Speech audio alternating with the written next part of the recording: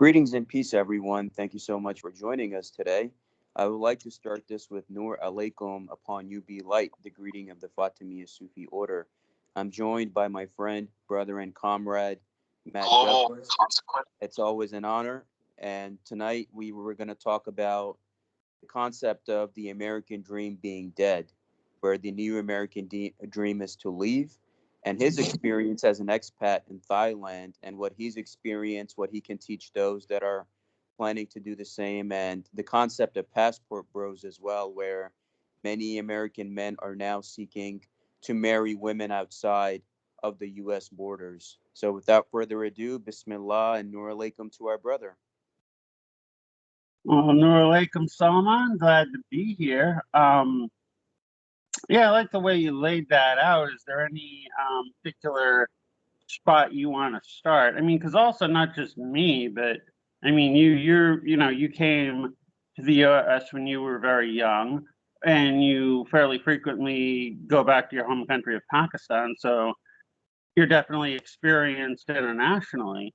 Um, and you threw around a good number of subjects. Is there any particular one you want to start on? I think what would be good to start on, my brother, is how many people are now seeking for a better quality of life outside of the U.S. now, because they believe that they've been sold a lie about the American dream, and they've been kept in a cage because they were told to fear other nations and other countries so they could be kept in a cage. So now people are saying, okay, other places have the same quality of life. They have better health care, better education. The taxes are not crazy. I don't have to work as a slave. So many Americans are now choosing to relocate to European countries, Southern American countries, and Asian countries. So, as your experience as an American, I would like for you to expand on that, on this current trend. Okay, well, I can speak both good and bad on the trend you're talking about. Indeed, yeah, I'm glad I got the hell out. um, and not just for, and yes, it is considerably cheaper here. Um, I even like it. I find the people friendlier. That said, oftentimes I'm not too keen on the motives of a lot of expats. Um, it's like this. Like I'm currently actually studying Thai in a Thai language school. Um, okay, so the various other expats, most of whom are 90% of whom are Caucasian. Although from various countries, you got a couple of other Americans, you get some people from a few European countries, Western European countries, you got some Russians, etc. Um, I definitely, despite the fact that I don't consider myself poor because I was able to move out, I definitely feel a good deal poorer than other people in the class. Not that anybody else is revealing what they have or make or anything like that. Um, but just the kind of way they talk about what they do, in their day, like where they're going to eat, that sort of thing.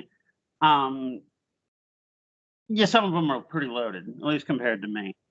Um, that said, um, despite the fact that they are doing better, I mean, a lot of them nonetheless will straight up admit that they come here because the money goes further and they can live, live a better lifestyle, live a happier, more relaxed lifestyle because things are cheaper. Um, I pay, I mean, for rent and utilities, I mean, granted, I only get a studio, but, I'm just a single guy, so the studio's fine. Um, but I pay between rent and utilities, what probably comes to about 200 US a month. Um, yeah, I'm not getting that anywhere in the US. I'd be paying even in a dilapidated area, um, at the very minimum 4 or 5 times that. That's amazing, brother Matt. And just to add something, what I've been seeing here in the U.S. In several states is even if you're a single man with no wife, kids, or family, or any of that, you still need $4,000 to $5,000 minimum a month just to survive because the rent's at least 2,000 minimum or 2,400, something like that. You add up the bills and groceries with the inflation. It's very tough here. So please continue. That's a big difference. Yeah, I'd say, I mean, on food,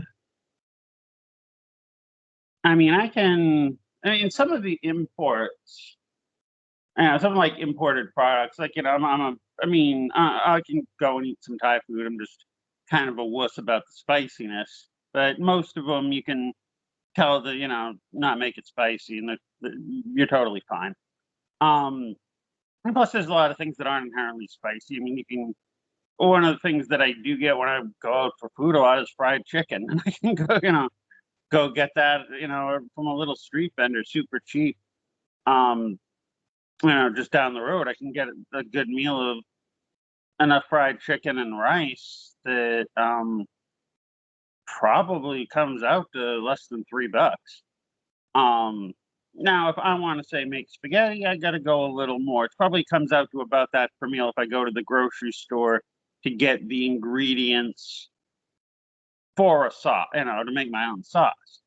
If I want to, if I'm not finding everything and I have to, go ahead and get pre-made sauce in a jar, okay, between that and, the pasta itself and, you know, spicing it up and that sort of thing, I might pay 5 or 6 for a meal. Although I still get for that, um, I'd get something half the size for a little more if I went out to a restaurant. So it's worth it for me to cook.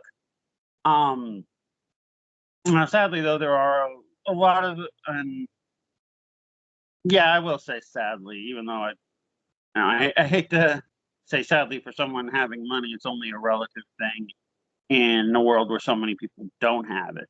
But I definitely know my share of people who are eating out of restaurants constantly. Um, and that can be a bit expensive here proportionally. Now, street food's a lot cheaper. Street food is not going to cost you much more, sometimes less, depending on what you get. Certainly Thai street food is going to be even cheaper than imports, imported products in the grocery store. Although, granted, yeah, if you went to the grocery store and actually bought, Thai food, Thai ingredients, you'd be saving all that much more money. Um, and sometimes, like, because I'm a big pasta person, I'll make spaghetti sauce, but I'll use what's called senyai, which is like the thick Thai noodles, and it actually works very well together.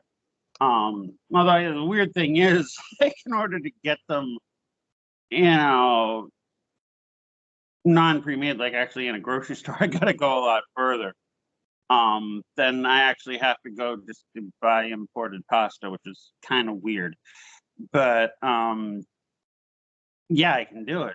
It's good.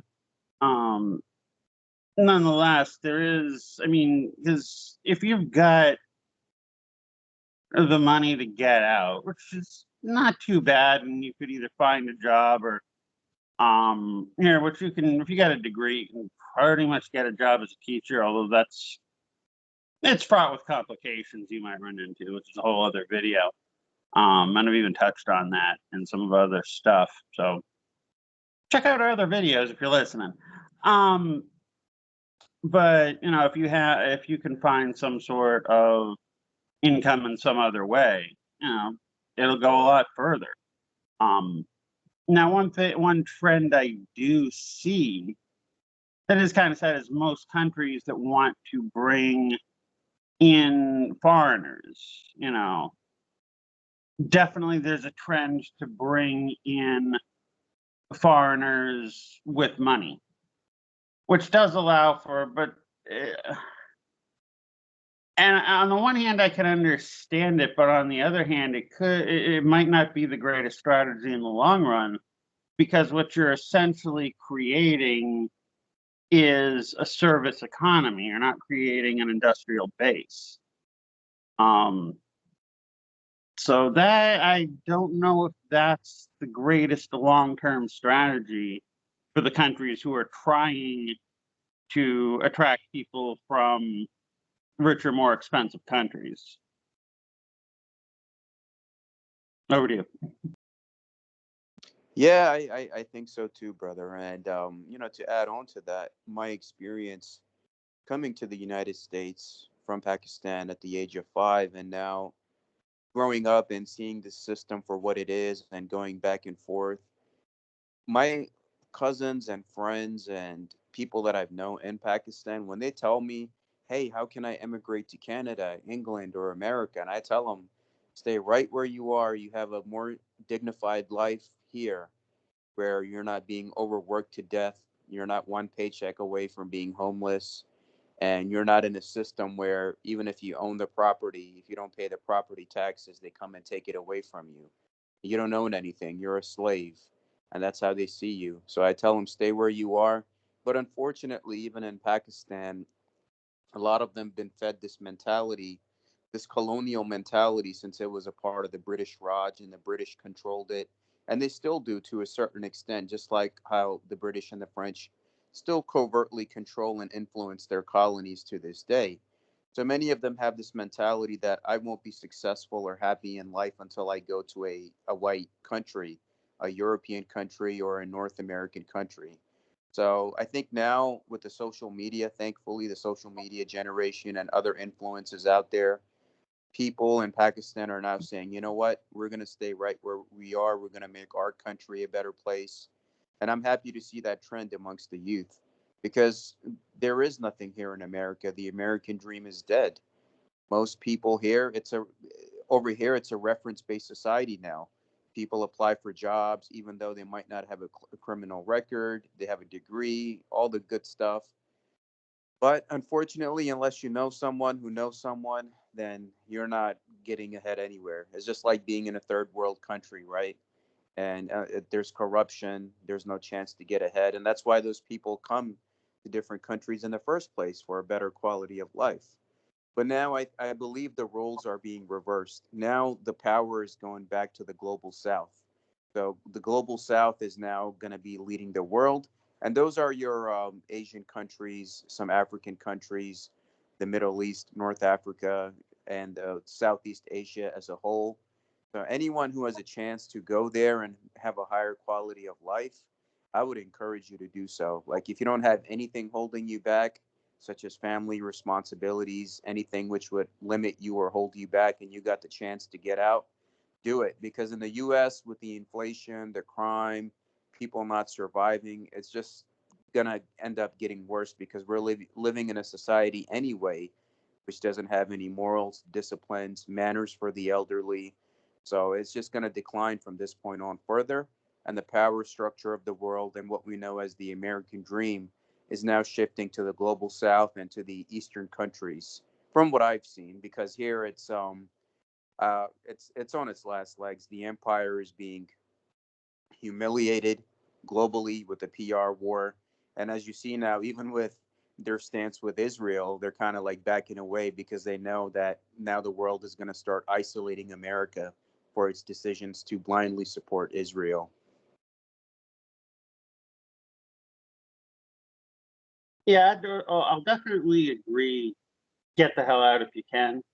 Um, that said, um, it's not come here and everything's rosy. And one trend I do see that one of the reasons it seems like some countries want um, foreigners from wealthier countries to come in is because there's just the way you talked about there was that colonial mentality forced on the world. I mean, you do see that even here in Thailand, which was the one Southeast Asian country that was not colonized and maintained its independence throughout and its sovereignty throughout. There's still a stigma about um, the West being a better place that unfortunately many folks here buy. Not all of them. There's definitely some people waking up to the reality of the propaganda, but certainly not all, especially among the youth in a way, because the youth in general want to rebel against what's wrong in their society and change their society, and that's all good. But what happens is it's like that kind of energy gets hijacked by by the Western propaganda. So they see that as the better option rather than just something different that they can examine. Um, but as you get more, um, as white folks from North America and Europe get the hell out, I mean, they're gonna take things with them, unless they're gonna take those colonial attitudes with them, unless they actively work against that. And with that, and so it will end up westernizing countries and creating a capitalization in societies. Not that it's not kind of already everywhere, well, it is. But as countries adopt Western values, they will inevitably inherit all the exact same problems. So if it's just, oh, let's welcome in those who can get out, and they don't sit, and there's no a serious analysis of what that means for a society. Looking at it as only as, okay, we're bringing in some money and we can create more of a service economy than an additional service economy. Then over the long term, you're going to get those same problems that you had in America of turning it into a service economy. So what was, so going to someplace else because things are cheaper, that's not going to last if it's not actively taught. And there are definitely those who come simply because it's cheap. I mean, I may be in a Thai language class, but I would say that maybe 2 or 3% of English speaking expats here at the very most make any sort of concerted effort to really learn Thai. And yes, you can get along without it, but it is, I think, it's not being a good guest, if you ask me. If you come here, you're not coming here the way some people come to America because their country was bombed by the U.S. and they knew going to the U.S. was the place they could hope to be safe from American bombing, or people supplying, the local government with bombs, aka occupied Palestine. Yes. So, so I can understand an ethnic group coming to the U.S. and staying amongst themselves, because it was their only means of survival and they only trust each other. But if you come here and you're just hobnobbing it with other expats and you're not really making some friends among the locals, and simply getting a wife or girlfriend in and of itself is not really developing, is not sufficient to me to be saying you're developing true friendships with the locals, especially with all the various factors that can go into that. I don't think you're being a good guest. And not to say that my Thai is anywhere near perfect. It's a learning process, but I am learning.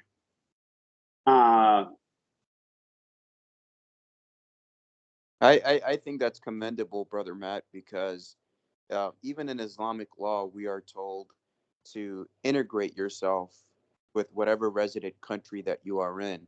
So depending on whatever country you are in, you have to adapt and basically assimilate yourself to the culture, the language, to the people.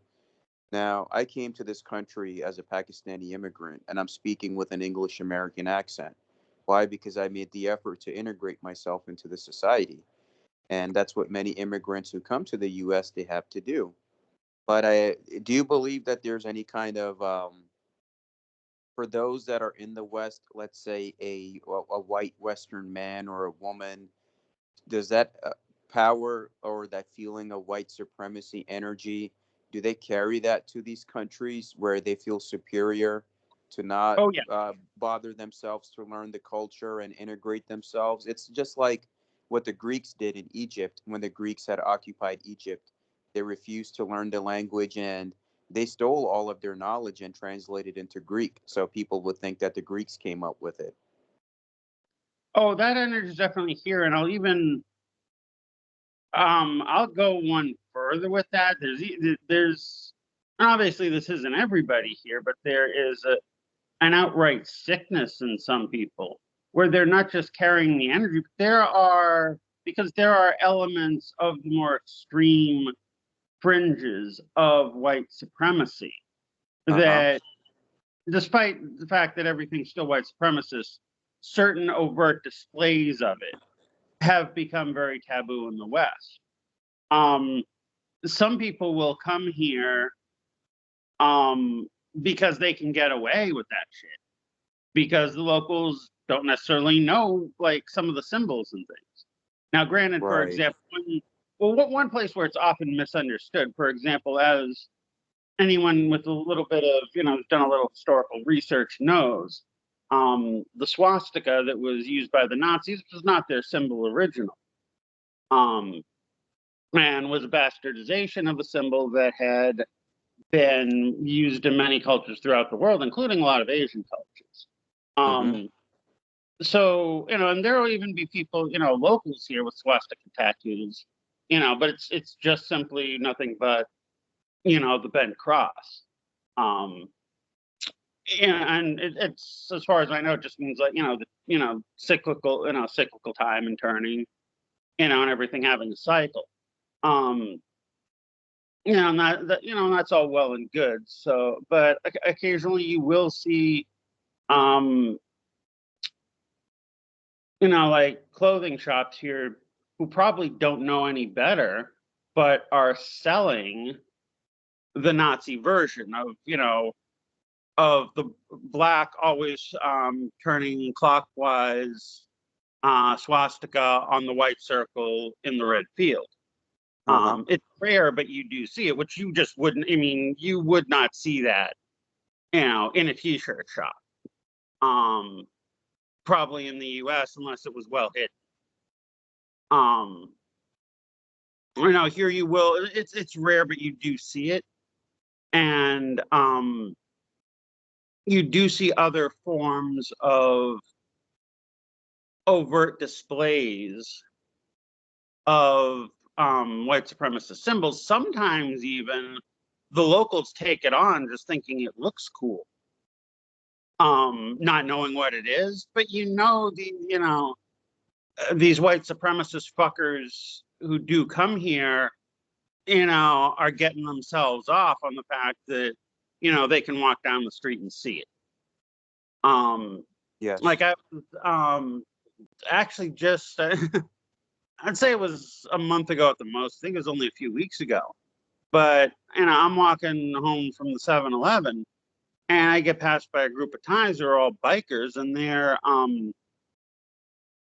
now I could go on a big thing about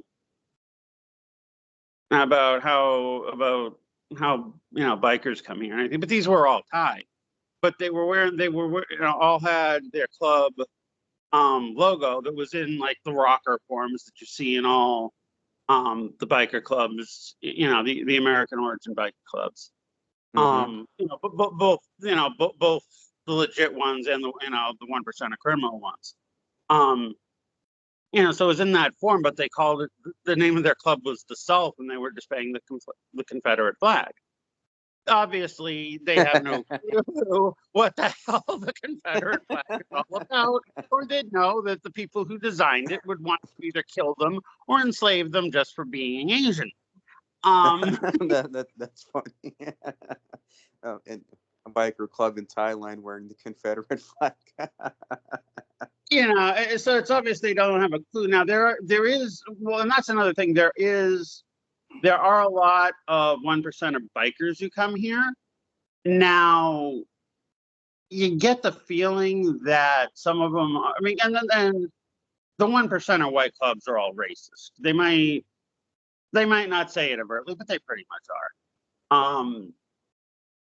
And you definitely get members of them who come here supposedly to retire, but I don't know what they are and aren't doing beyond that. But you do see a lot of that now. You might, because in the US, for example, where all these clubs are born, if you are not part of those clubs, you do not wear their insignias, or they will rip it off you and they will beat the shit out of you in the process. Here I've definitely seen some people wearing biker club insignias that looked a little bit off. From what I know of how those insignias actually are. So obviously these clubs could not get away with that here. Because then the whole club would be targeted, with immigration bans potentially. If they just started beating people up for wearing the logos the way they can easily get away with through bribes and witness intimidation in the States. So I do question whether there are some posers here, which you really just couldn't have in the West. But I definitely think most Thai people are probably pretty oblivious to, even the fact that it is, these are, basically mafias. Yes, definitely. And I think that's definitely true because even when I was in Pakistan, a lot of them, if you go to the markets, they would have shirts with American NFL teams and NBA teams, and people are just wearing this stuff just because it looks cool. Like they have no idea about any of it, like who those teams are, where they're from. Like maybe the logos look cool, or the picture of the Chicago Bulls, the shirt looks cool. So I've seen a lot of that stuff in the markets. I guess in Asian countries that's maybe more prevalent. So maybe they just don't know. That could be a possibility. They just wear it Yeah. because it looks cool.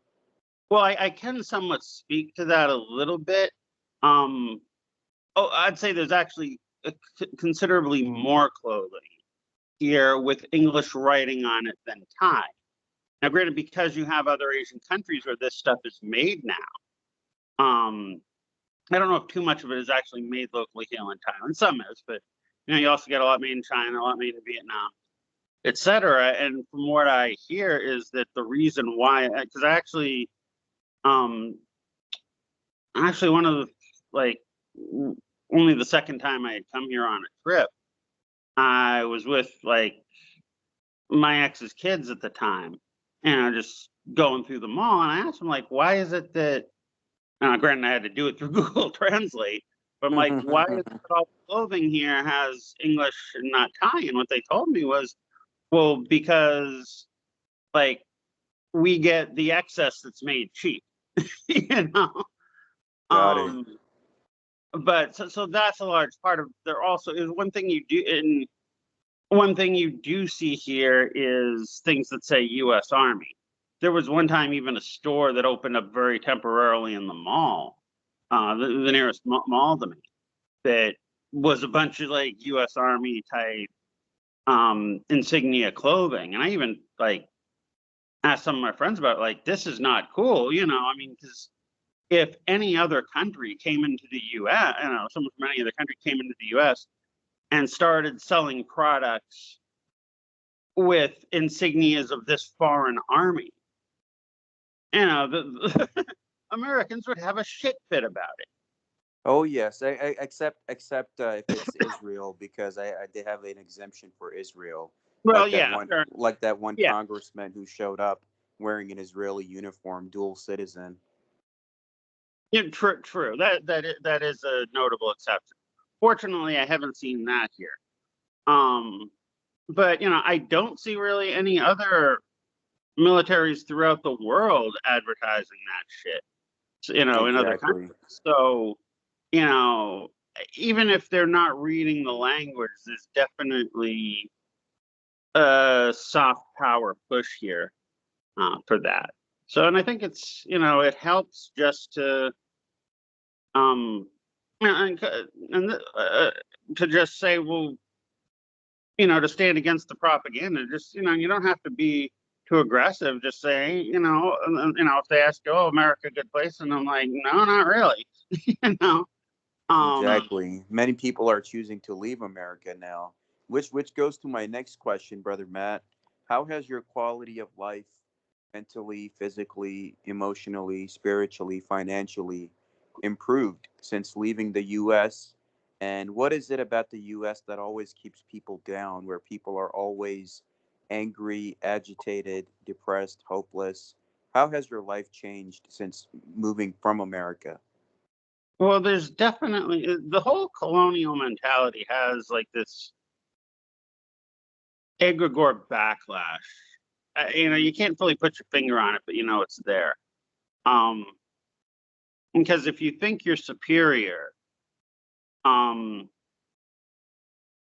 there's gonna be the superior standards kind of create an image that you don't live up to, so it actually generates an inferiority, which then makes the person put on airs, trying to display an ego, fake it till you make it kind of thing. And so there's a whole vicious cycle there that just basically creates a lot of assholes, to put it bluntly. Not to say that everyone's an asshole, but I mean, you definitely get people that are nicer here. Now, it's not quite, it's not quite that simple.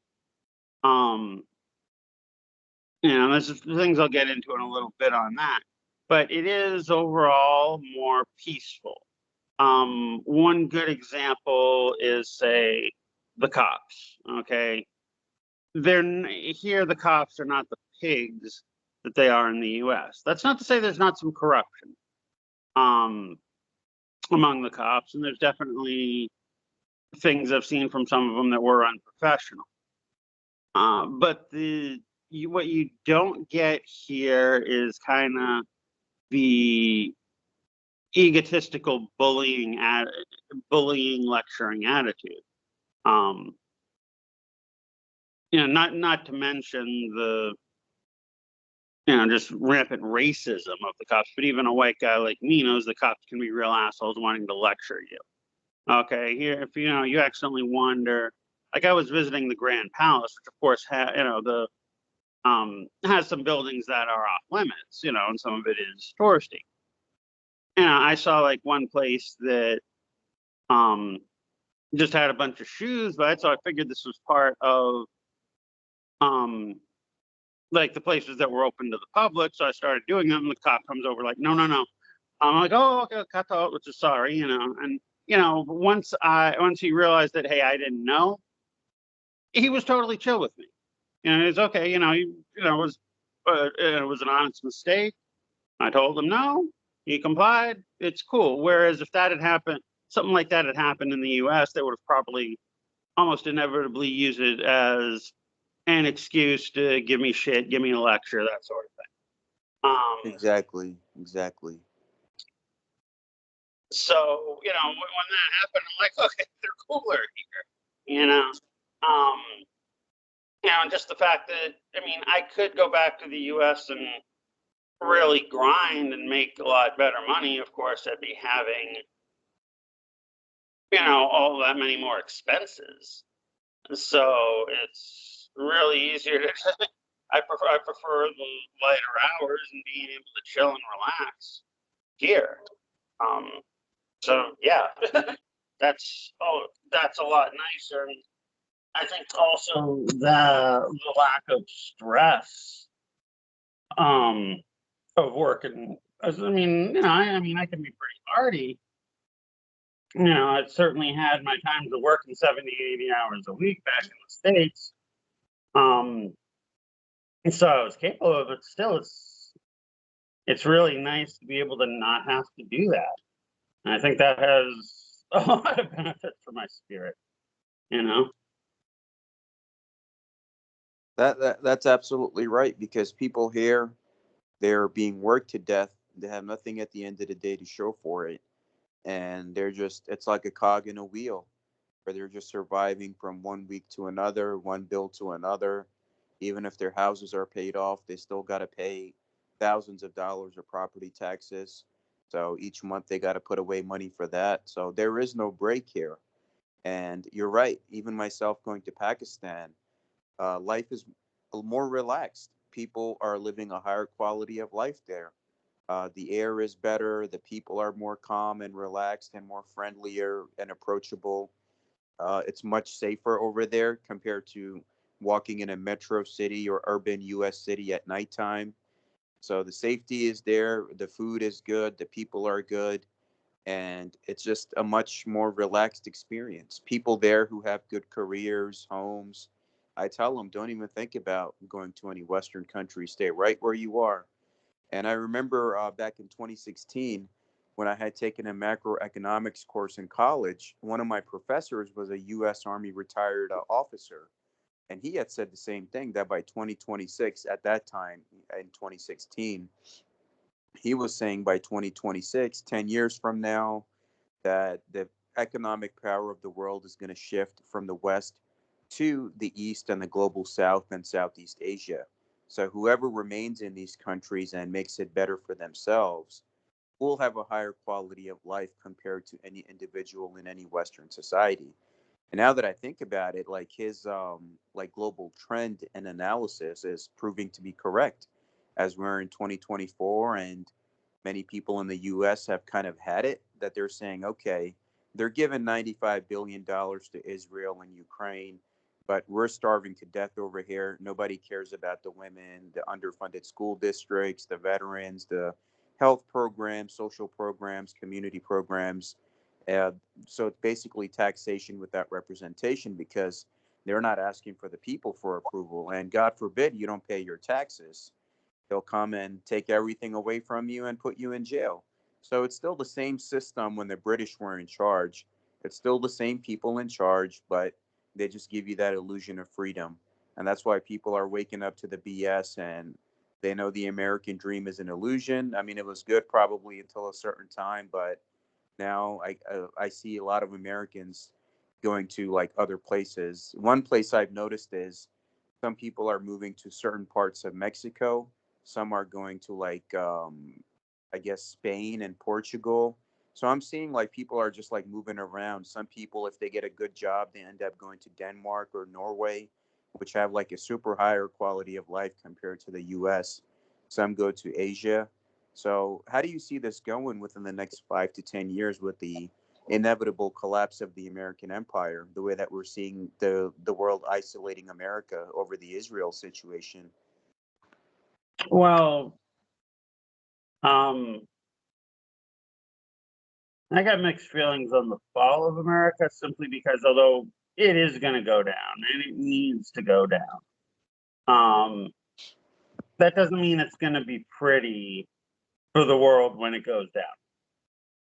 And they might very well try to take as much of the world with them as possible.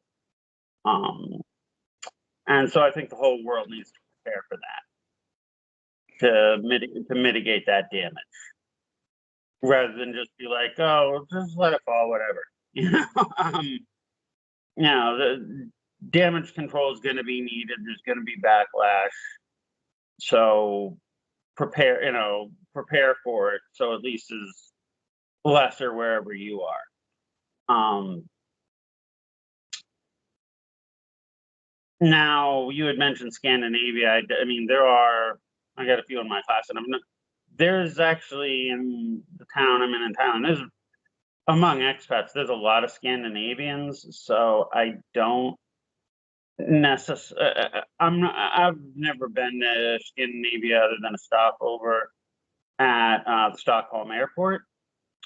So I can't really speak experientially, but obviously Scandinavians too are coming to Thailand um, for a better life. Um, so I'm not necessarily sure how much better that is, especially Western Europe has really taken a hit by going along with America's sanctions on Russia, because that's where they were getting a lot of their oil and gas. And so when they stopped buying it, they had to look outside, and fuel has gotten a hell of a lot more expensive for them because Western Europe just doesn't have much of their own. Now, America does. It's got plenty of oil fields, places like that, Texas and Alaska, etc. Um, so it's actually Europe who's been hit the hardest there. Um, so if they continue to go, not that I'm in any way supporting what Russia did in Ukraine. If they invaded a sovereign country, that ain't right. But for Europe to just blindly go along with America has not been good for them. I think so too, brother Matt. And I've seen that. A shout out to Ireland, and I'm happy for the Irish standing up to the Palestinians, and what South Africa did in the ICJ. So I'm happy so many countries, they necessarily don't have to be Muslim, but they're standing on the side of humanity. And over this issue, it's causing the U.S. to lose a lot of power and influence as well over their blind support for the Zionists and for the Israelis. But you're right. It's just like what I learned in that macroeconomics class and what I practically witnessed in my own travels. The power of the world is going to the eastern countries, specifically Southeast Asia. And yeah, it's a surprise to hear that even the Scandinavians are going there. So Asia is going to be the center of the world, and it already is in terms of its population and its contribution towards the world's economy and just so many other things. It'll be interesting to see how many of these countries will form an economic alliance or military alliance to prepare for the damage when the U.S. ship goes down. Yeah, definitely, and it's not just a military alliance, but it's economic alliances, because there's, as I've discussed in other podcasts we've done, how much the tentacles kind of go everywhere, Yes, um, yes. sometimes subtly.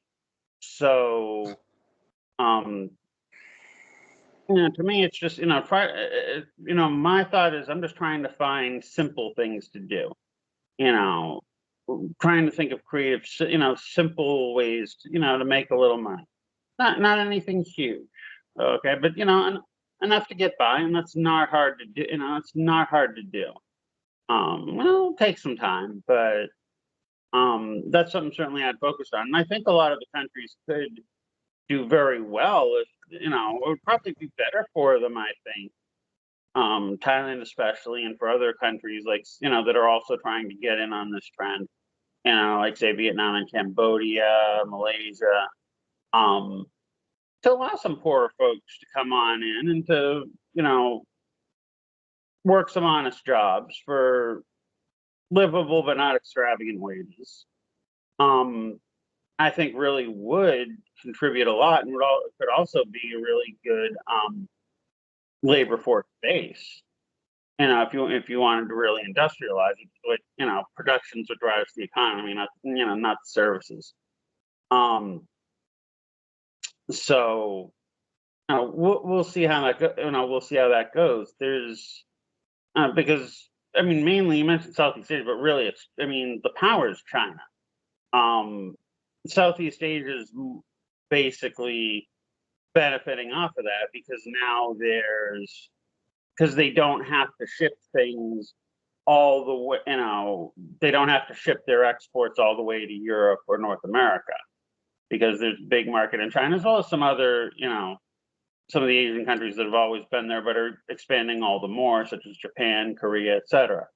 There are markets for their products, and hence they're gonna be able to make more because the shipping costs are a little less because they're nearer. And China's certainly trying to build even more infrastructure to help this along, which is fraught with all kinds of different politics. Some good, some bad, some straightforward, some under the table, especially in terms of the Western reaction to it.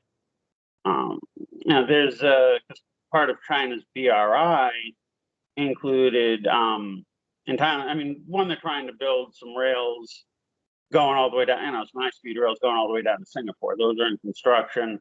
I actually live pretty darn close to one of the tracks. It's not one of the first lines that's going to be opened up, but probably like 2030 or so. It's gonna be a high-speed rail track. And I'm maybe half a kilometer from the track, although I'm probably a couple miles from the actual station. And of course, some of those probably aren't all going to stop locally. But there's also what's called the Isthmus project, and that's part of most of the isthmus that becomes Malaysia, but you have sections of it that are part of Thailand and part of Myanmar. And but there's very little, but there is some strips of it that you can basically go across, and it's all Thailand. And originally, China, as part of the BRI, wanted to build a canal through it, which probably was not a good idea for Thailand because, okay, what's all that salt water going to do going through the local farms? How is the waters from the Gulf and the Andaman Sea now going to intermix? What could that do to the local economies, the local beaches? Probably a bit too risky of a project. But of course, China wants something there because the Straits of Malacca, which is basically between Malaysia and Sumatra. Between Malaysia and Indonesia and Sumatra, are basically a really easy place for piracy and basically military, naval ambush. So should a war break out, China basically wants to get ships, to Middle Eastern oil without having to go through the Straits of Malacca, where they could be preyed to, say, a U.S. military ambush or something like that. So what China, and the way they kind of operate, when Thailand said, no, we don't want a canal, they're like, well, how about a railroad? Now, granted, and Thailand went along with that. And so that is a project. The current prime minister is saying it'll probably take 10 years. Given the fact that the Trans-Siberian Railway 100 years ago was built in 25, I think they could build it quicker if they wanted to. Because we're not talking about something even probably at the most 1/100th that distance. With all the more modern technology of today. But basically, that'll require basically offload, pumping the oil onto a train, going onto another ship on the other end. But it certainly does the functional job. Thailand can collect, basically tariff revenue from it. And it's not going to have the environmental impacts that a canal would. It's also, in the long run, much greener because rail is your most fuel efficient form of transportation. The fuel required for rail compared to, say, truck is about 1/10. I'm not sure the exact ratio, but boats are even less fuel efficient than trucks. And so even with the extra labor costs of offboarding and onboarding, you have a much greener project. Rails are not, you can build a railroad through farmland without too much of an impact on the farmland. But nonetheless, there were locals who were basically creating a petition to the prime minister of, hey, what's the environmental impact of this going to be? And I got to tell you, I'm somewhat suspicious of it. I even, put out, asked, like Thai friends who would know, I'm like, what's the is there a history of this kind of protest, you might say? It's not to a full scale like picket protest yet, of building railroads, because I don't know of any. Of course, they couldn't give me any answers. So you got to and for the most part, building a railroad through your farm, in addition to, if it's set up right, let the people whose land it's going through get a small portion of the tariff money. That would certainly boost their income, even with a loss of a minor amount of their farmland. So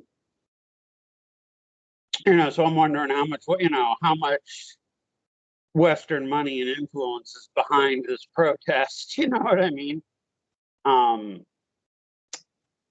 So we'll see how it plays out, but you definitely see a transition away, yet all these kind of subtle ways where the empire seems like they're trying to sabotage it.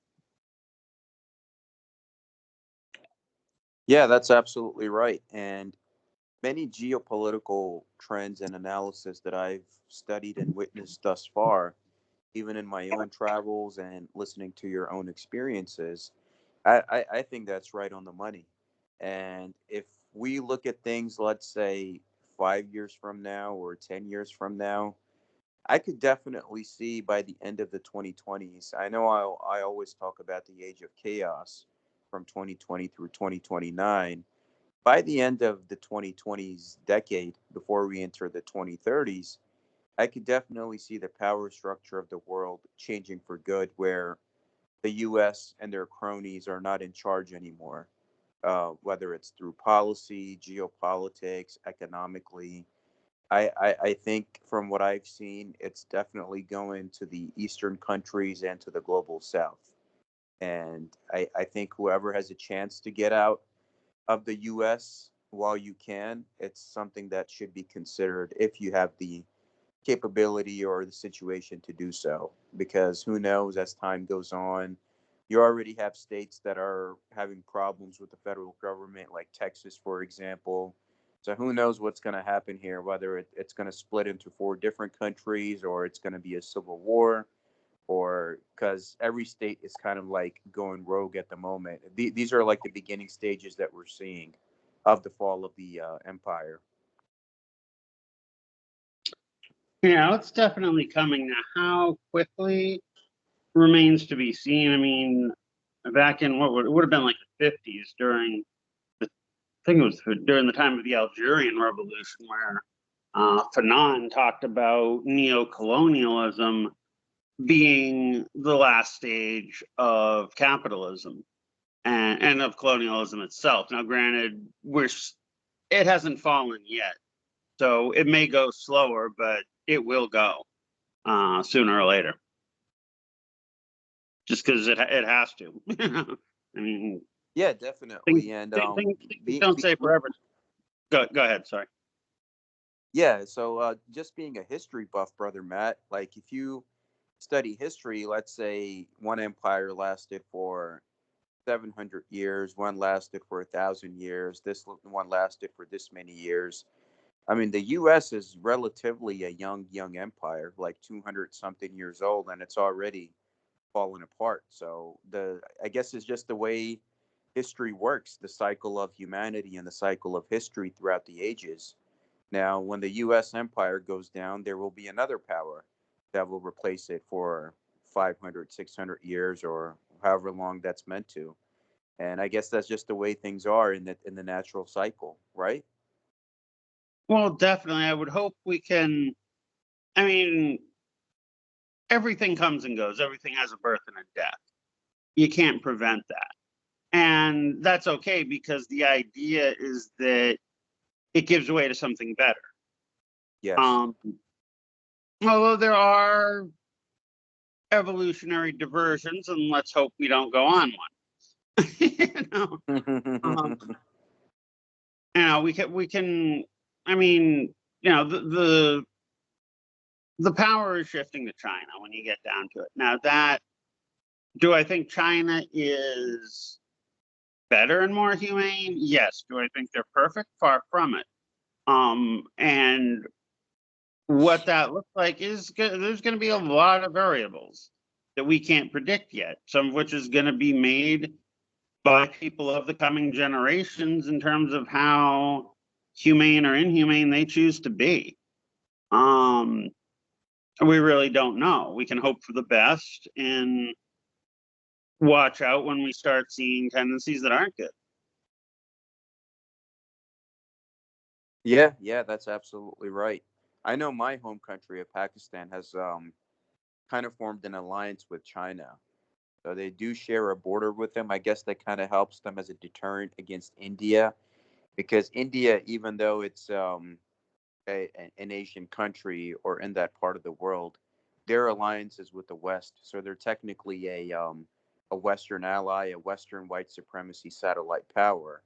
So China benefits from Pakistan that way, having that military alliance since they're both nuked up, and then Pakistan benefits with having China's backing, and Iran has a defense contract with Russia, they with them. So people are picking sides right now at the moment, and they're definitely forming alliances, military, economically. If God forbid anything goes down, there will be many, many powers standing up against the U.S. and the UK, France, and their collective white supremacy hegemony. Even if we look at like the ICJ or the United Nations, every single country in the world voted for a ceasefire and helping the Palestinian people, except the U.S. and their cronies that are associated with them. So people are waking up to the fact that it's these guys that are the enemies of humanity, and we're all going to collectively stand against them. So it's going to happen, just like how the Israelis and the Zionists are being globally embarrassed and humiliated and shunned economically. People are not doing business with them. They're boycotting them. They want nothing to do with them. So it's that ripple effect is going to come on America as well. And yeah, that's what's going to happen. Yeah. Well, you also mentioned India as currently allied with the West, but I think that could change. I mean, there also are some alliances with, say, BRICS, with um, Russia, China, Brazil, South Africa, and they've added a bunch recently. I mean, Saudi Arabia, Ethiopia, Argentina joined and dropped out. Um, Several other countries, some of which small, kind of like the UAE joined. But I think India is a big wild card in the sense that because India, in a lot of ways, is looking at China. And the reason why China's grown is because they have a huge population and thus they had an industrial labor base. India is looking at this and going, who else can compete with that kind of labor force and population? Us and nobody else. Um, so the West might very well want to prop up India's like the competitive labor against China, but India is also looking at China and China isn't taking any shit. So if India rises by also being another world factory like China has, India ain't gonna want to be a puppet to anybody for very long. You I, know? I think so too, because India recently crossed China in terms of having the world's largest population. So I Yeah. think there is something there that is in the works. And one thing I noticed about them, they do kind of I guess play a very neutral side where they do have an alliance with Russia while they deal with the Americans and the British at the same time. So Yeah. they do look out for their own interest as well. Well, yeah, mainly when the sanctions hit, the sanctions on buying Russian fuel, you know, were enacted by America and Europe, where Russia started selling most of its oil. I mean, China bought some, yeah, and some other countries did as well, but the main buyer was India. So Exactly. they Exactly. saw, oh, hey, cheap oil, we'll take it. You know? Oh, you don't like it? Exactly. That's too bad. We're getting a good deal. Yeah, so you're right. There are, I mean, if you really look at it, it is a wild card question that we're looking at, that maybe they could go independent or go rogue from the West. But yeah, there are a lot of possibilities because that part of the world, especially Asia and Southeast Asia, it's producing majority of the world's economy, the majority of the world's population, production. I mean, it's just going to get more productive down the road, and the West is in a decline morally, physically, emotionally, spiritually. The expenses are out of control. Crimes are getting higher. People are just have that nothing to lose mentality, which is kind of dangerous. So this is the beginning stages of the collapse. What we are going to witness into the 2020s and into the 2030s, when the power starts shifting to the global south and to the east. Yeah. So, is there anything else, Brother Matt, that I might have failed to ask you on this subject in Well, terms of the I American know, dream? I know you wanted to talk about the whole passport bro question. Yes, Don't yes, that's right. Okay, well, you asked the question the way you want it phrased, and I'll answer as best I can. We'll go back and forth like we have been. Yes, definitely. So, what do you think of this trend going on in America right now, where people are saying that, oh, American women are unfaithful, they're trash, and they're not marriage material, they're not this or that, and a lot of these guys are now going to other countries to find quote unquote a loyal wife. So, what are your thoughts on that as an American who's lived overseas on this passport bros? Um, I got a lot of mixed feelings. The way you phrase it sounds a lot nicer than I think the reality of it is. I mean, yeah, okay. I mean, I'll be straight. There's not it's hard for me to be with a white woman because I'm trying to get away from the white supremacist mentality, even though it's easy to get away from consciously. You got to really do work on yourself to get away from it unconsciously. And a lot of white people, women included, don't want to do that. And that makes it kind of tough. That said, that ain't the reason why most of these quote unquote passport bros are doing what they're doing. I mean, these are essentially manosphere type people. You know, if you want my definition of the manosphere, it's all the fucktards who think that God created the vagina, but Satan created the clitoris. Um, what they're looking for, they're not looking for loyalty, they're looking for submission. Ah, yes, yes, that's correct. Um, and that is not cool with me at all. No, that's not cool at all. And you know, it's interesting because one of these passport bros, I think he went down to Colombia or something, thinking that he would have an easy target, and that guy was found dead in his hotel room, like I think maybe a week into his visit. Yeah, it could happen. I mean, well, here's the thing: like, there's like in Thailand now. It's funny. They're in the language class I'm taking at the end of one unit of the classes. Of course, we have the exam at the end, and then we're talking about, well, there's going to be this foundation here, so they might want to interview you, see how the school's doing. And I started talking to this. I mean, it was mostly women, but there was a guy kind of leading it. And I'm like, okay, they tell me you're a foundation, but they didn't tell me, the school didn't tell me what kind of a foundation you were.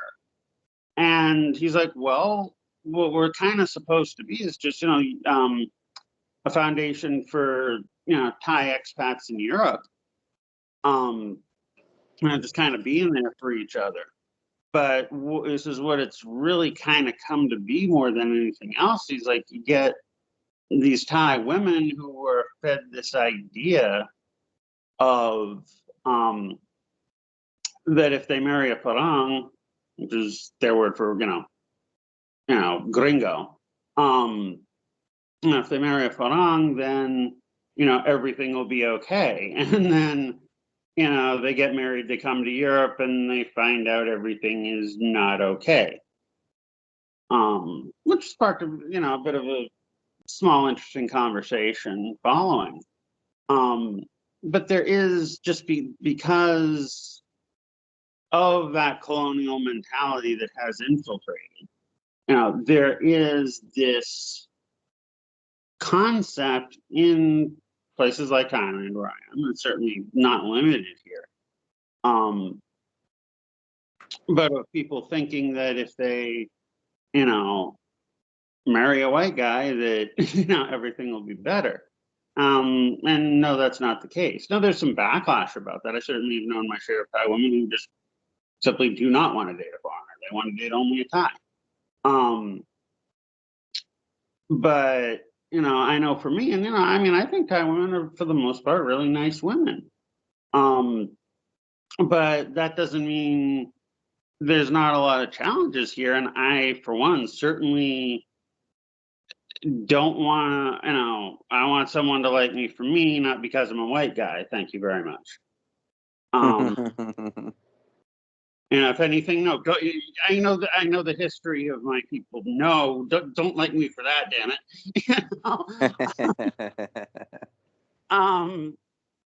And I've definitely the ones who are most eager to do it. It's tough because they'll like you and they're nice people, but on some level they think or know.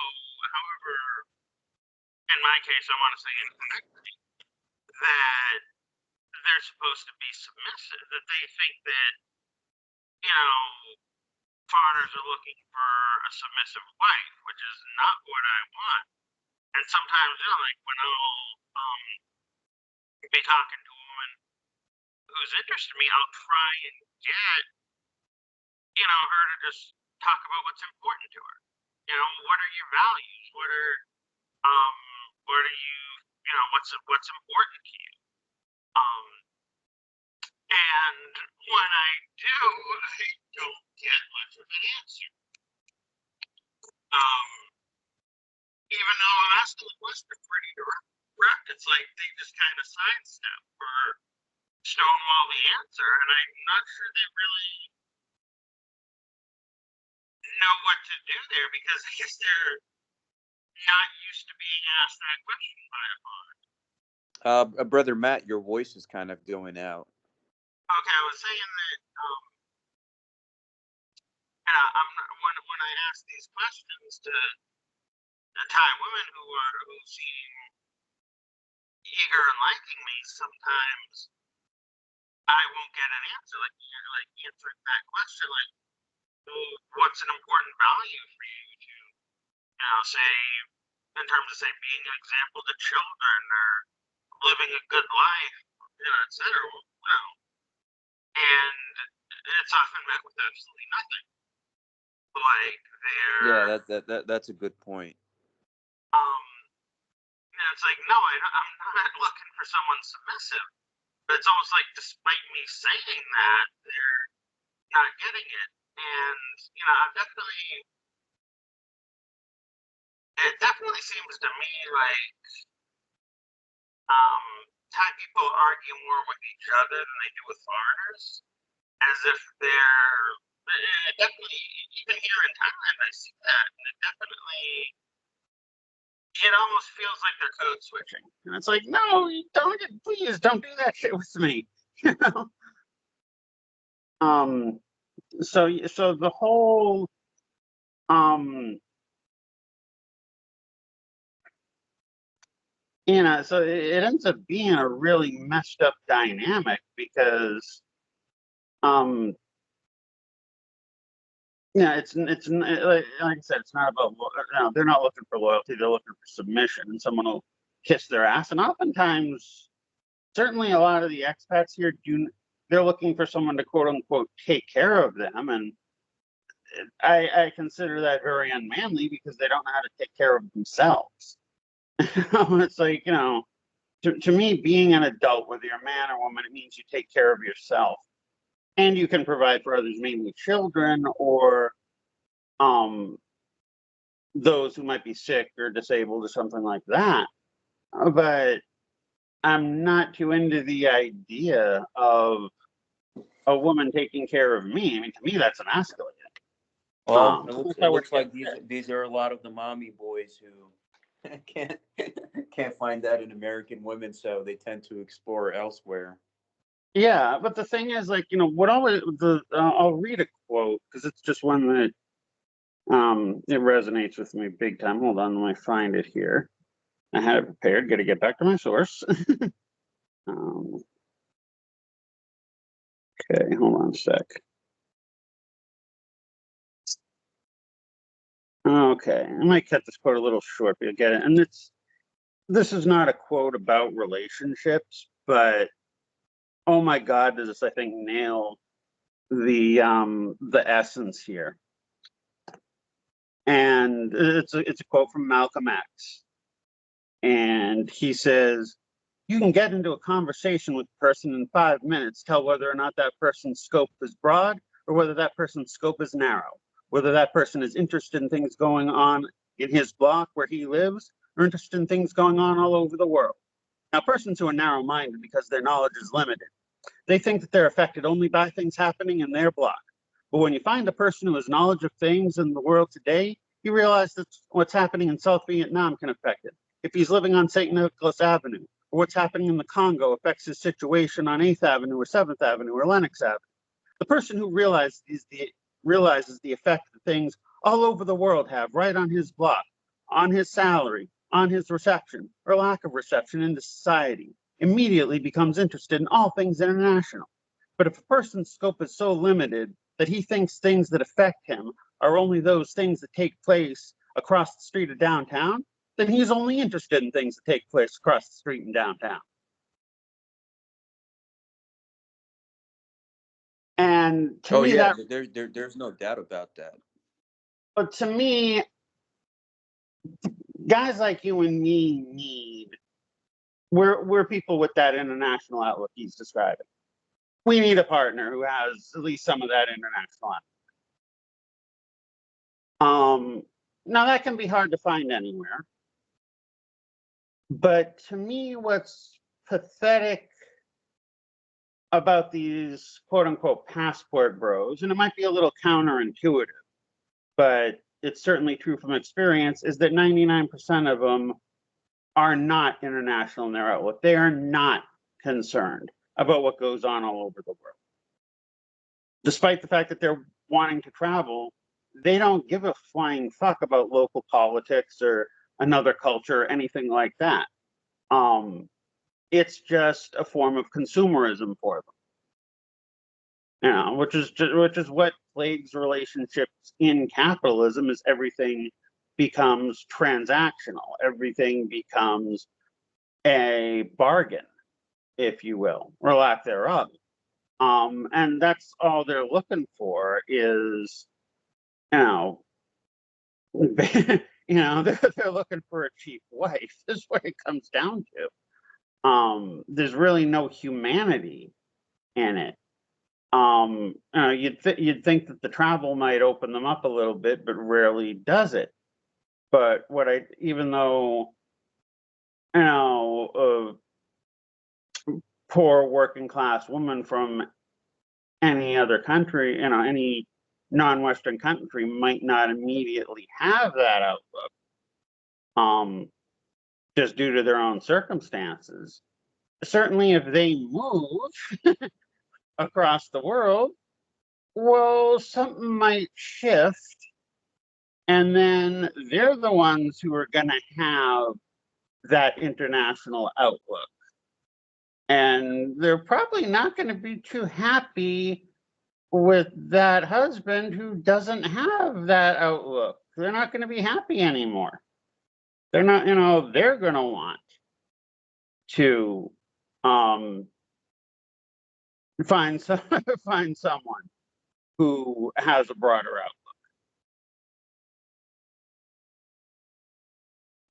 Oh, there's no doubt about that, brother Matt. And the interesting part is, I even on the world of Facebook, I ran into white guys who were married to, let's say, an African woman or an Indonesian woman, and they had families with them. They had married and children and all of that. But if you look at the stuff that these people were posting online and what their thought forms were, these were disgusting, racist people. And I'm Yep. thinking, like, how are they treating their spouses or their kids that are mixed? I would get worried for the family, actually. Like, what are these people doing? Is that the reason why they branched out, because they couldn't find a white woman to deal with their BS? Well, yeah, basically that is it. Um, I mean, it's very much man-child syndrome of, they're calling someone disloyal when it's really someone who just won't take their shit. And we're all human. We all got our shit. And, I certainly want, a woman who we call each other out on our bullshit when it happens. I mean, that's how you grow. Um, growth takes challenge, and you got to be able to challenge each other. Yeah, there can be nasty ways to challenge each other. There can be smarter, smarter, gentler ways to do it. But you do need some challenge. You do need, you need someone who's going to tell you when you flies down.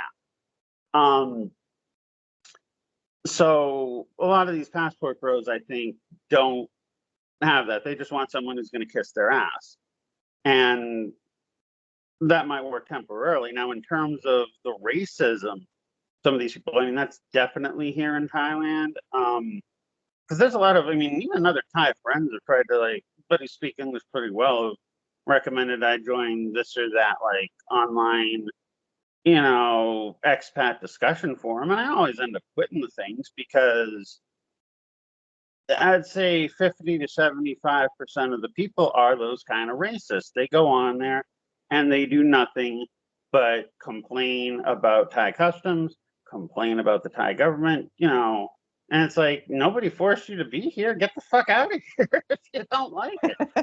Um, Yeah.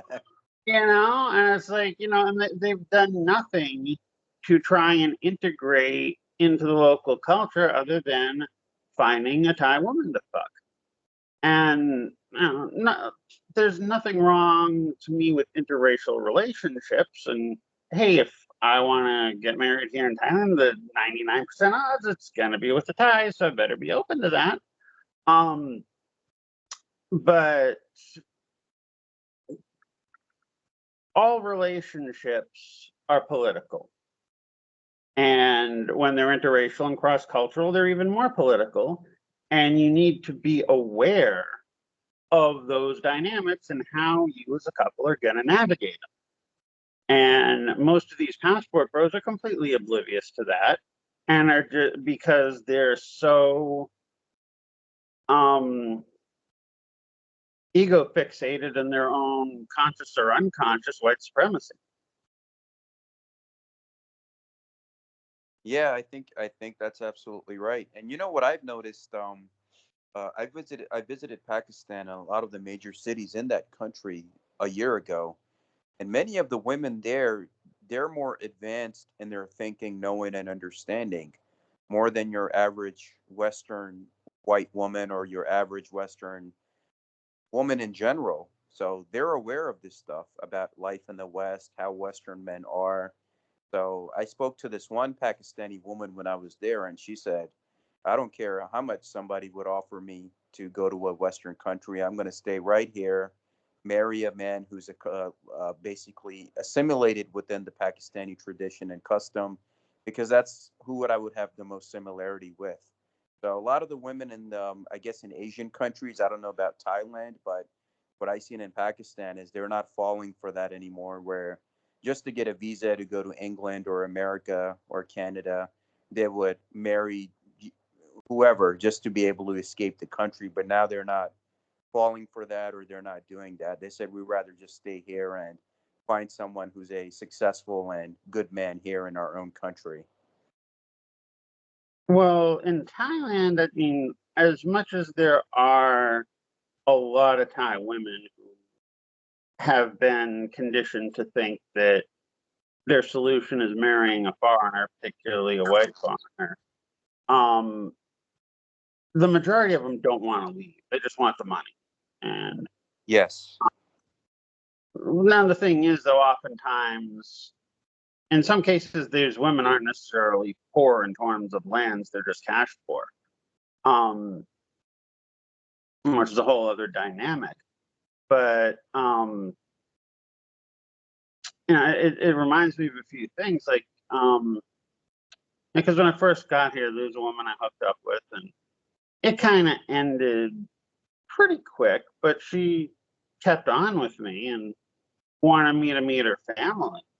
And well, I said, I'm fairly new here, so I'm wanting to like make some, make some friends and going to meet her family, out in the sticks, would like show me in other parts of say the touristy cities and all that. So I'm like, well, okay, but don't tell them I'm your boyfriend. You can tell them I'm your ex, and that's true. But right now we're just friends. We're not together. Um, so be honest with them. But if you're inviting me to just come and hang out, then sure, cool. Um, Now obviously I was thinking at the back of my head that she's gonna use this to try and get me back. Um, but I'll hold her to the honesty on the surface. And I did. Her family was great. Her family was great. Um, didn't really work between me and her because she was just kind of playing hostess. I mean, she was trying to see to it that I got to see places I might want to see, but she wasn't really interacting with me with her kids. And even she lived with like one of her older sisters. She was the baby in her line of siblings. Um, so she had several older siblings, and now she's living with one of her sisters. I didn't know her sister's age; was probably at least 15 to 20 years older. And her sister was like, the matriarch of the household. She was just super cool to me. The kids are super cool to me. Of course, they got several other relatives living in the village who are coming over and want to chill with me. And school was a great time, except for kind of her. I kind of get the feeling that her family was kind of wanting to impress me so that it'd be with her, and then should be somebody else's problem. And I wasn't really having that, but I was still, wanting to be genuine, because the family was warning me. I was, um, reciprocating the friendship. Like, okay, you're gonna be my friend. Yeah, it's cool. Um, and I try to maintain those relationships. So with COVID, that put a damper on it. Now the kids are teenagers, so they don't give a shit about, because they're wanting to hang with their teenage friends. That's normal. But and that's cool. But I still, hope to maybe get out there and say hi when I can. But what was very strange is like, I knew it's like it's not happening after this first visit. So the next time I'm back in Thailand, I mean, I met her away in the tourist area where she was working, and I knew she was there, but it's like, okay, I know the family now. I don't need her to go hang out with people out in the front end. And they were more than happy, for me to come and hang with them. Now, granted, her older sister was still trying to push me into like come back, come back when she's here and marry her. And I'm like, no. But her daughter had really taken to me. Like I said, her daughter's a teenager now, since but she was about 10 or 11 at the time. And really taken to me. It was obvious, she was looking for a father figure. But after I had left the first time, she has been like, hey, you can talk to me on Facebook and things, Facebook Messenger and stuff like that. And I'd send her an occasional hi, and she'd never respond. So when I come back to hang with the family and she's there, I'm like, why didn't you ever answer me when I sent you a message? And she just froze. And she was just sitting there still, not saying anything. So eventually, of course, we're doing this through Google Translate. And so then I, say to her through Google Translate, I'm like, were you scared you'd never see me again? And immediately she says one of the few English words she knows, yes. And so I wrote back, I'm like, no, you're always, whatever happens between you and Mom, you're always my friend. And I gave her a hug. Now she was happy about that. But this whole, what it kind of taught me and made me really kind of disgusted with a lot of these guys. I mean, granted, this particular woman's actually married now. I have no idea how that's working for, the kids and whatnot. Like I said, they're teenagers now. They probably don't give a shit. But it was obvious to me that a lot, and shit, been with other foreign guys before. But just to sum it up, no need to go into detail there. That these, obviously her daughter had been treated this way. Where other guys, when they broke up with her mom, never talked to her again. And, it really made, I really felt really disgusted with these other Western guys because they saw this woman's whole family is nothing but an extension of her. I mean, essentially not seeing them as human beings in their own right. And that's just some fucking disgusting shit to me. And to put it bluntly.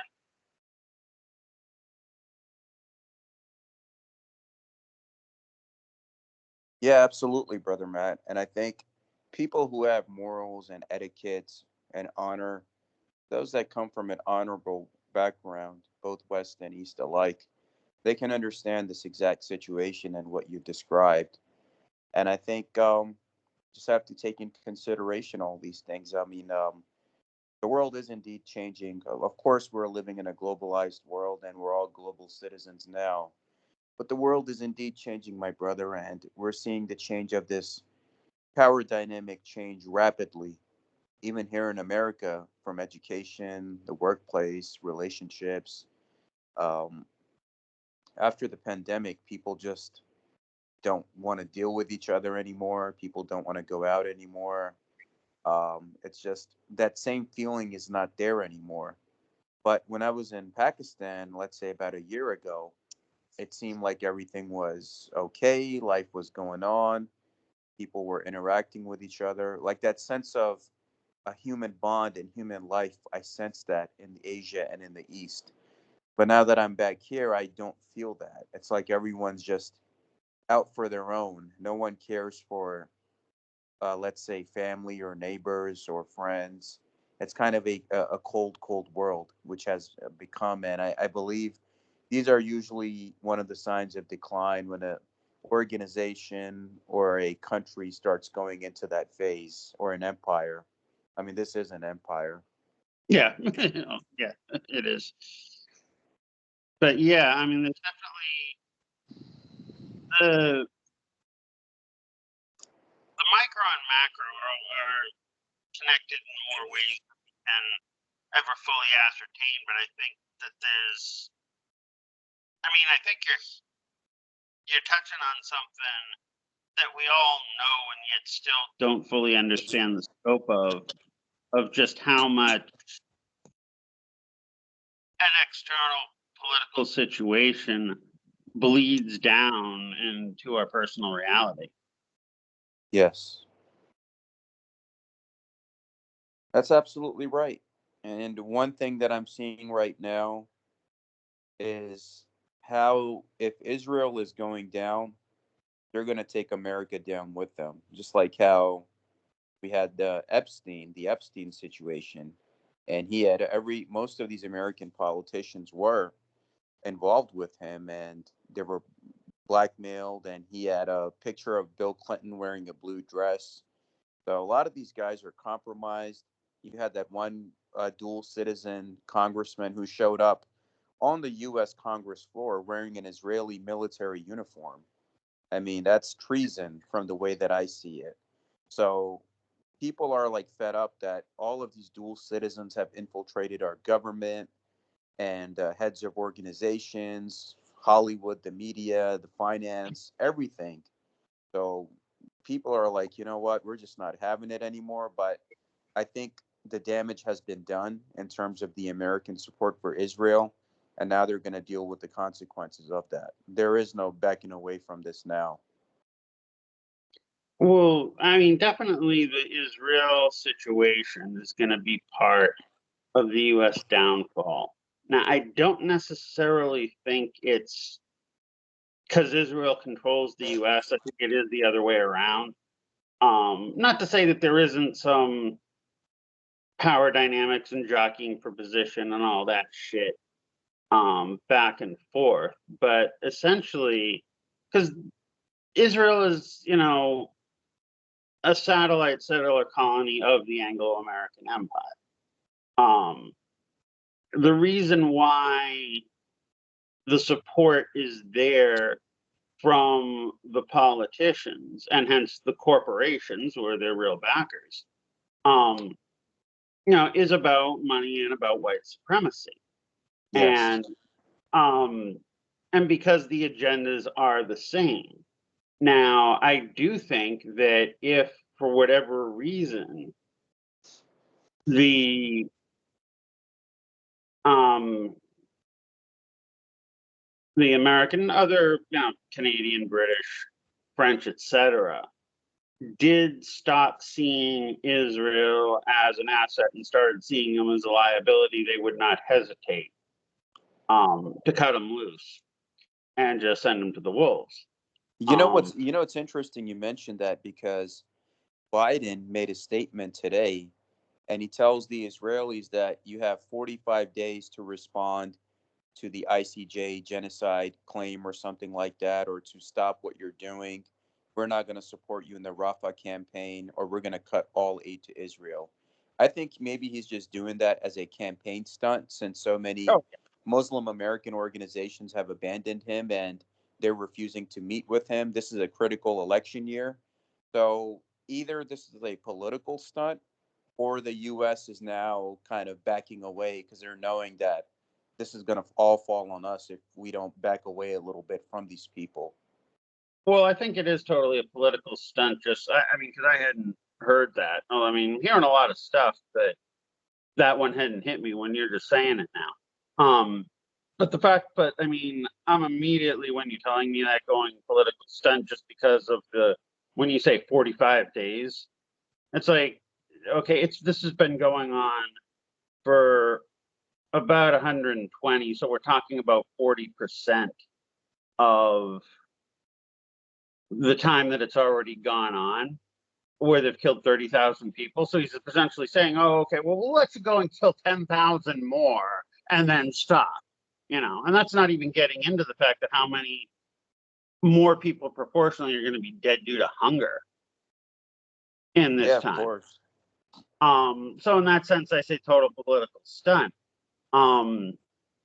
Because the thing is, if they abandon Israel, what they're going to try, they're going to try and still nonetheless capitalize on that downfall because Israel is the empire's foothold in the Middle East. They're not going to give that up unless they absolutely have to, but they will try and get another foothold somehow. So if it's profitable so as to let Israel go down, but put out, I mean, Biden even said back in like the 80s that if there wasn't an Israel, would create one. So if he has to, he'll find a way to create another one to do whatever political bullshit he needs to do and save face. Yes. But right now he's clearly aligned with the idea. He isn't giving up and is probably way too far gone to ever give up the idea of that land don't belong to us. Which, Exactly. and granted, then you have to go one step further, and here's where the cognitive dissonance has not set in on the American people yet. What Israel is doing to the Palestinians is the exact same fucking thing that the British come Americans did to the First Nations people. That's exactly right. And majority of these people, even in Israel, they're not allowed to take a DNA test. They are not from there. And what Israel needs to do is give that land back to its people and have it become the original Palestine, where the original Jews, Christians, and Muslims of that land were living there peacefully for thousands of years until the white man came down and ruined everything. That's just the way that it is. So the Palestinians are not just exclusively Muslims, they're also Christians and other backgrounds. So it's not a Muslim issue, it's about the indigenous people of that land who are being genocided and taken out of their lands. And you have these people who are in the US and in the UK that go and serve in the IDF and they get to come back home like nothing happened.